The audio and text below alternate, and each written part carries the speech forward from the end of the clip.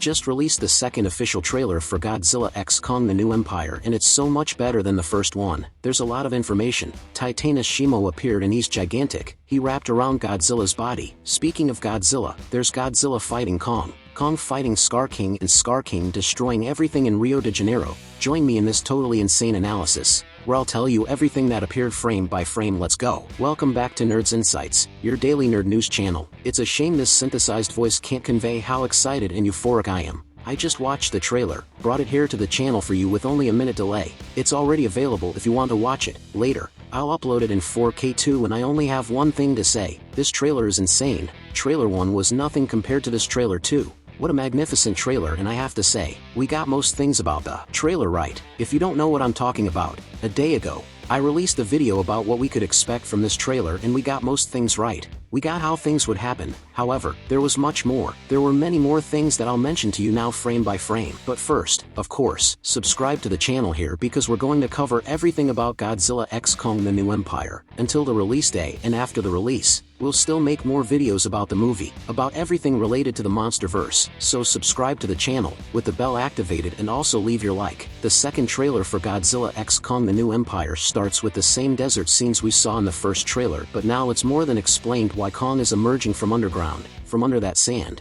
It's because he was fighting against Godzilla itself, the pink one. Godzilla in this trailer, he's a bit strange. Everyone thought Godzilla would start in his default form, then turn bluer and end up in his pink form, but no, it seems to be the opposite. It seems he will start in his pink form at the beginning of the film. For some reason, the scenes we saw of them in what appears to be the Hollow Earth are not towards the end of the film anymore. They are more towards the beginning and middle of the film, so much so that we can see that the sequence seems to be that they will be in the normal Earth and then they will inspect the Hollow Earth, with Kong guiding the people there. But at some point, Kong will get lost from the group and find Suku, the mini Kong, who will lead him to Scar King's lair. The humans will try to find Kong there and will end up encountering the other people who live inside the Hollow Earth. Somehow, they will help to escape from Scar King, and this scene is very insane. We can see that there are not only female Kongs in that place but also male Kongs, and the male Kongs worship Scar King.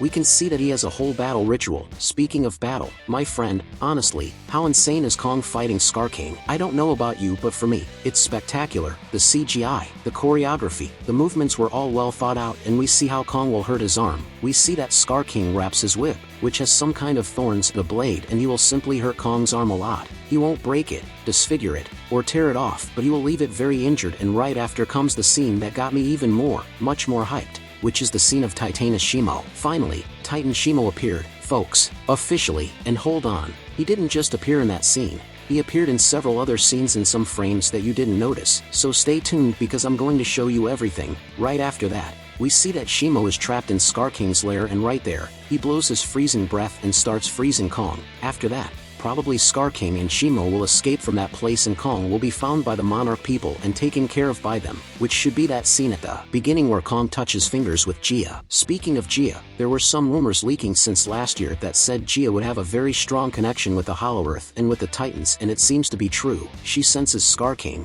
she senses Kong, she senses Godzilla. As they're saying, the Titans protect nature, and it seems Gia has a very strong connection with nature. For some reason we still don't know. Maybe she's even a queen of that people from the Hollow Earth. We'll have to wait until the end to find out, and she's there all the time feeling what's happening, and it must be for this reason that she really wants to help Kong, and this must be the reason they want to explore the Hollow Earth, as we saw now in the trailer, Kong guiding the people. Now pay attention to this scene with Gia, which happens at the 30-second mark of the trailer. She kind of predicts a burning Godzilla, a nuclear Godzilla reaching a peak of energy and ultimately destroying everything, and in this same scene, we see in a very quick frame what appears to be a Godzilla in a very strong pink color, Shimo, who is totally gigantic. He is really huge. His body practically envelopes Godzilla's body. We see Scar King amidst the buildings, and this blur seems to be Kong. We're not sure what is causing this explosion here in the middle. It seems to be an explosion caused by Shimo, but Shimo is still far away, so I haven't been able to identify very well yet what this explosion means and what it has to do with the blue Godzilla, the blue burning Godzilla exploding. However, we'll have to connect these dots to better understand what's going on. One thing I also haven't been able to understand exactly how it will work are these two phases of Godzilla. The very blue Godzilla,